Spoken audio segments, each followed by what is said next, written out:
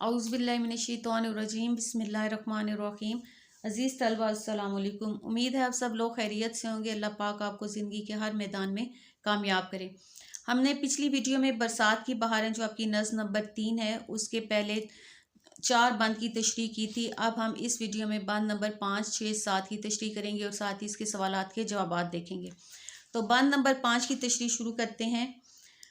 बोली बिये बटेरें, कमरी पुकारे कूकू, पी पी करे पपीहा, बगले पुकारे तू तू, क्या हुद हुदों की हक हक, क्या फाख्तों की हू, सब रट रहे हैं तुझको, क्या पंख क्या पखेरू, क्या क्या मची हैं यारो बरसात की बहारें। अब देखें, इस बंद में शायर ने मुख्तलिफ परिंदों का जिक्र किया है और उनकी आवाज़ों का जिक्र किया है कि कैसे परिंदे जो हैं वो अपनी अपनी आवाज़ में जो अल्लाह ताला की सना यानी कि हम उसकी तारीफ़ बयान कर रहे हैं। बिया कौन सा परिंदा होता है? ये जो बिये बिये यहाँ बोली बिये, बिया की जमा होती है, ये खूबसूरत चिड़िया नुमा परिंदा होता है। इसका पीपी इसकी आवाज़ होती है पपीहे की। पपीहा एक पहाड़ी परिंदे का नाम है जो नहायत खुश आवाज़ समझा जाता है, यानी उसकी आवाज़ बहुत प्यारी होती है। बगला एक आबी परिंदा है जो पानी में रहता है और पानी के किनारों पर रहता है और मछलियाँ पकड़ कर खाता है। हुदहुद भी एक मशहूर और खूबसूरत परिंदे का नाम है जिसके सर पर ताज होता है। तू तू ये बगले की आवाज़ है। हक हक हुदहुद की आवाज़ है। फाख्ता सुर्खी माइल खाकस्तरी रंग का कबूतर से कदरे छोटा परिंदा होता है जिसकी गर्दन में काली धारी होती है। हु फाख्ता की आवाज़ है। रट यानी बार बार एक ही बात कहे जाने का अमल। पंख कहते हैं पर बाजू यानी परिंदों के जो पर होते हैं। पखेरू परिंदों को कहते हैं और कमरी ये भी फाख्ता की किस्म का एक परिंदा होता है। इस तशरीह से भी पहले आप नज़ीर अकबर आबादी का जो है वो तारुफ लिखेंगे और उसके बाद जो है वो इसकी तशरीह करेंगे। शायद बरसात के मौसम की मुसव्वरी कर रहे हैं यानी तस्वीर कशी कर रहे हैं। बरसात का मौसम हर तरफ छा गया है। हर जानदार बरसात के मौसम से लुत्फ अंदोज़ हो रहा है, यानी जानदार परिंदे इंसान सब जो हैं इस मौसम से लुत्फ अंदोज़ होते हैं। बरसात का मौसम ना सिर्फ इंसानों के दिलों को लुभा रहा है बल्कि चुरिंद परिंद भी इस मौसम के दिलकश निसारों से लुत्फ अंदोज़ हो रहे हैं। शायर ने ख़ास तौर पर इस बंद में परिंदों के हाल अहवाल का जिक्र किया है कि बरसात की बदौलत बटेर और कमरी परिंदा भी अपनी आवाज़ में अल्लाह ताला की हम्दो सना बयान कर रहे हैं। कमरी जो फाख्ता की किस्म का परिंदा है उसकी कूकू से सारे माहौल में जश्न का समाह महसूस होता है। गोया ऐसा लगता है कि बटेरें भी उनके साथ मिलकर मौसम बरसात का जश्न मना रही हूँ। हर तरफ मस्ती और धूम मची हुई होती है। इसका हवाले शेर देखें। वो कमरियों का चार तरफ सरू का हजूम, कूकू का शोर नाला, हक्को सरू की धूम। तो ये आपने इसका हवाले शेर लाजमी याद करने हैं। अब बंद नंबर 6 देखें। कोई पुकारता है लो ये मकान टपका, गिरती है छत की मट्टी और साइबान टपका, छलती हुई अटारी कोठा कोठा नदान टपका, बाकी था एक आसा उसारा सो वो भी आन टपका, क्या क्या मची हैं यारो बरसात की बहारें। अब इसके मुश्किल अल्फाज देखें। अटारी क्या होता है? बाला खाना। कोठा यानी ऊपर एक कमरा बना हुआ होता है घर की छत पर। कोठा यानी मकान के ऊपर का कमरा, छत। नदान का मतलब होता है आखिरकार या बाद में। उसारा तामीर किया, दीवार खड़ी की। आन टपकना यानी खिलाफ तवक्का जो कोई चीज़ आ जाती है जो नागवार होती है, जो अच्छी नहीं लगती। जैसे अक्सर जब बारिश आती है तो छतें टपकना शुरू हो जाती हैं। साइबान वो छप्पर या छज्जा वगैरह जो मकान या खैमा के आगे धूप की शुआ या बारिश की बौछार से बचने के लिए डाल लेते हैं। आपने भी अक्सर देखा होगा कि घरों में खिड़कियों के आगे ऐसे शेड से बने हुए होते हैं तो उसको साइबान कहते हैं। छलनी किसी चीज़ में बहुत ज़्यादा सुराख हो जाना, जैसे हम आटा छानते वक्त जो छलनी होती है उसके सुराख होते हैं तो वो कहते हैं कि बारिश की वजह से अक्सर जो कच्ची छतें होती हैं उनसे ऐसे बारिश टपकना शुरू हो जाता है जैसे छलनी में से सुराखों में से पानी आता है। इस बांध में भी शायर जो है बरसात के मौसम की तस्वीर कशी कर रहे हैं। शायर ने ख़ास तौर पर मकान की छतों और दीवारों को मौजू बनाया है। वो कहते हैं कि बरसात के मौसम में मकान की छतें पानी से भर जाती हैं, हर तरफ पानी ही पानी हो जाता है। ज़्यादातर छतों पर पानी खड़ा होने से छत खराब होकर टपकने लगती है। ख़ास तौर पर जो गांव की छतें होती हैं वो पक्की नहीं होती तो कई जगह से वो टपकना शुरू हो जाती हैं। तो जो बेचारे मकीन जो उधर रहने वाले हैं वो बारिश के मौसम से बहुत परेशान होते हैं, ये बरसात के मौसम से। गोया शायर ने ऐसे लोगों की कहानी बयान की है जिनकी छतें टीन या मिट्टी की बनी होती हैं, कच्ची छतें होती हैं जो टपकना शुरू हो जाती हैं। شاعر کہتے ہیں کہ موسم برسات میں ہر طرف پانی کے بہنے کی آوازیں آتی ہیں، گویا ہر طرف پانی ہی پانی موجود ہوتا ہے۔ اب دیکھیں اس کا حوالے شعر دیکھیں، گئی اچٹ نیند پانی کے شور سے، بہی جاتی ہیں نالیاں زور سے۔ یعنی نذیر اکبر آبادی چونکہ عوامی شاعر ہیں، انہوں نے لوگوں کے احساسات و جذبات کو سامنے رکھتے ہوئے یہ بند لکھا ہے کہ بارش کی وجہ سے چھتوں اور دیواروں میں پانی کھڑا ہو جاتا ہے، جس کی وجہ سے ان میں سوراخ ہو جاتے ہیں اور ان میں سے مٹی گرنے لگتی ہے اور پانی ٹپک ٹپک کر سارے گھر کو ویران کر دیتا ہے۔ تو بارش کے موسم سے صحن اور جو بالا خانہ یعنی اوپر والا جو چھت والا کمرہ ہوتا ہے وہ بھی نہ بچ سکا، ان میں بھی ہر طرف پانی ہی پانی ہو گیا، گویا شاعر مفلس اور غریب لوگوں کا حال بیان کر۔ ہم نے پہلے بھی پڑھا تھا ان کے کہ جو نذیر اکبر آبادی ہیں وہ عام لوگوں کی جو ہے مسائل بیان کرتے ہیں، غریب اور مفلس طبقوں کے جو ہے مسائل بیان کرتے ہیں۔ تو اس میں انہوں نے بتایا ہے کہ برسات کے موسم سے جو غریب اور مفلس لوگ ہیں، جن کے کچے مکانات ہیں، ان کا کیا حال ہوتا ہے کہ وہ کتنے پریشان ہو جاتے ہیں۔ اب بند نمبر 7 دیکھیں، کیچڑ سے ہو رہی ہے جس جاز میں پھسلنی، مشکل ہوتی ہے وہاں سے ہر ایک کو راہ چلنی، پھسلا جو پاؤں پگڑی مشکل ہے پھر سنبھلنی، جوتی گڑی تو وہاں سے کیا تاب پھر نکلنی، کیا کیا مچی ہیں یارو برسات کی بہاریں۔ اب یہ دیکھیں کہ یہ کیا کیا مچی ہیں یارو برسات کی بہاریں، آپ نے ہر ایک بند کے آخر میں دیکھا ہے، اس کو ٹیپ کا مصرع کہتے ہیں، یعنی وہ مصرع جو ہر بند کے آخر میں بار بار دہرایا جاتا ہے۔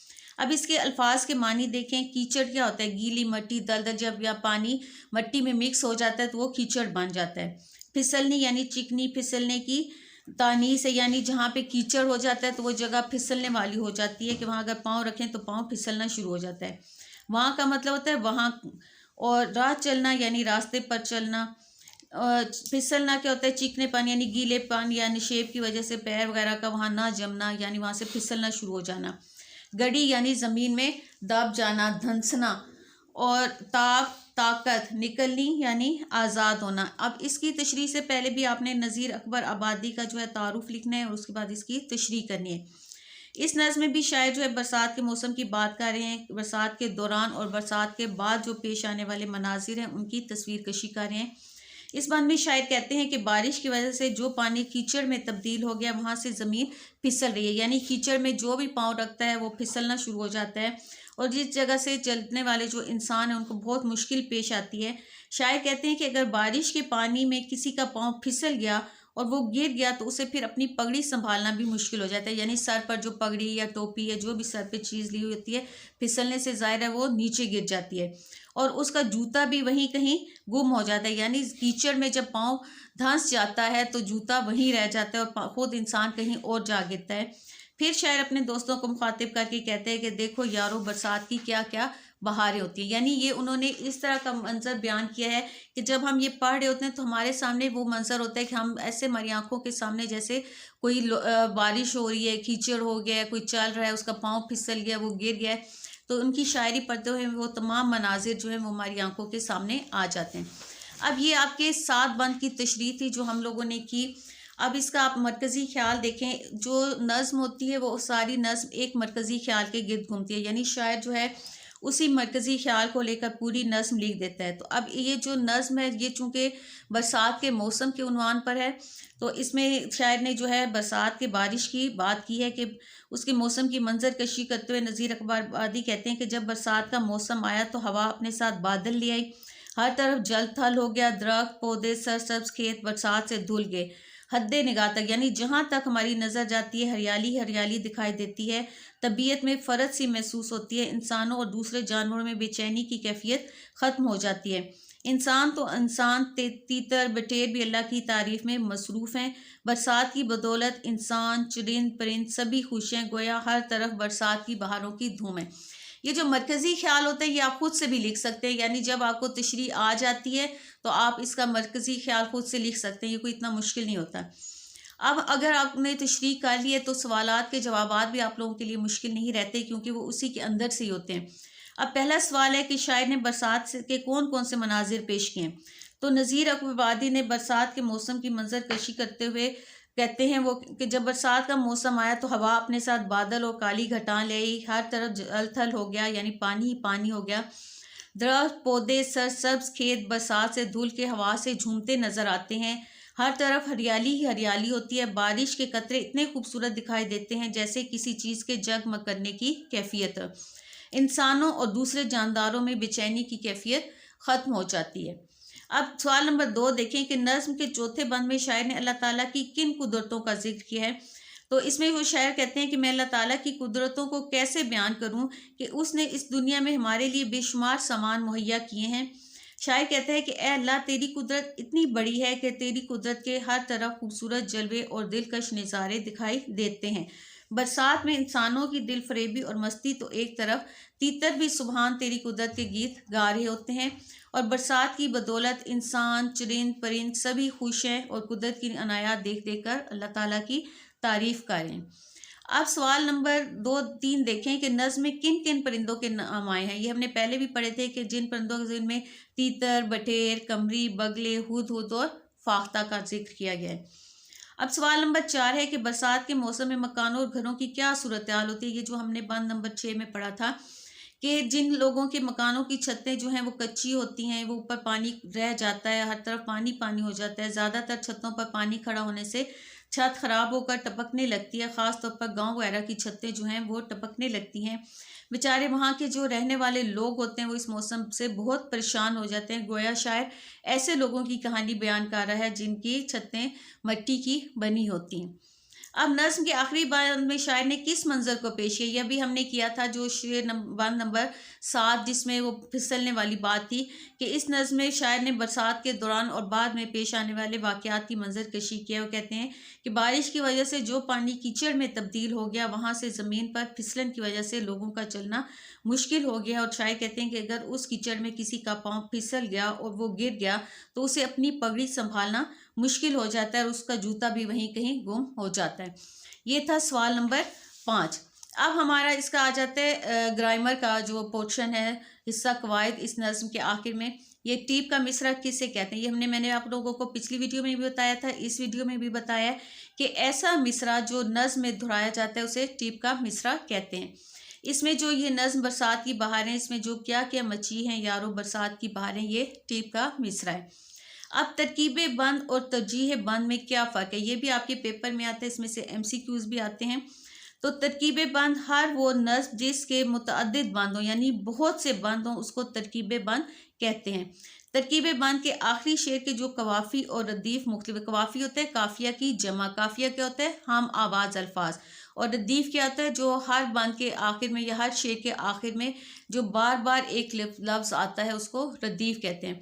तो तरकीब बंद क्या होती है कि ऐसी नज़्म जिसके बहुत से बंद हों उसको तरकीब बंद कहते हैं। और तरकीब बंद का जो आखिरी शेर होता है उसके काफ़िए और रदीफ़ मुख्तलिफ होते हैं, यानी पहले वाले में जो होते हैं एक जैसे आ रहे होते हैं, लेकिन जो आखिरी बंद होता है उसका जो आखिरी शेर होता है उसके जो कवाफ़ी और रदीफ़ होते हैं वो मुख्तलिफ होते हैं। तरजीह बंद और तरकीब बंद में मामूली सा फ़र्क है। तरजीह बंद का आखिरी या मिसरा जूं तू तमाम बंदों में दोहराया जाता है, जैसे यहाँ था कि बरसात की बहारें, वो हर एक में जो है दोहराया गया। तरजीह का जो मानी होते हैं वो लौटाना के होते हैं, और इसमें जो बरसात की बहारें हैं ये तरजीह बंद है, यानी बरसात की बहारें जो है बार बार दोहराया गया है। अब मुखम्मस का भी मैंने आपको पिछली वीडियो में भी बताया था कि मुखम्मस किस नज़्म को कहते हैं। तो मुखम्मस ऐसी नज़्म जिसका हर बंद जो है वो 5 मिसरों पर मुश्तमिल हो। और मुसद्दस किसे कहते हैं, ऐसी नज़्म जिसके हर बंद के 6 मिसरे हों उसे मुसद्दस कहते हैं। हमने आपकी तशरीह के साथ साथ इसका ग्रामर का पोर्शन भी किया। उम्मीद है आप लोगों को समझ आ गई होगी, क्योंकि आपके जो MCQs हैं वो आपकी ग्रामर के पोर्शन से आते हैं। आपकी नज़मों, गज़लों और असबाक के आखिर में जितनी भी ग्रामर है आपने वो सारी ध्यान से करनी है, ताकि आप लोगों के MCQs में भी फुल मार्क्स आएँ और आपका पेपर बहुत अच्छा हो और आप इंशाल्लाह अच्छे नंबरों से पास हों।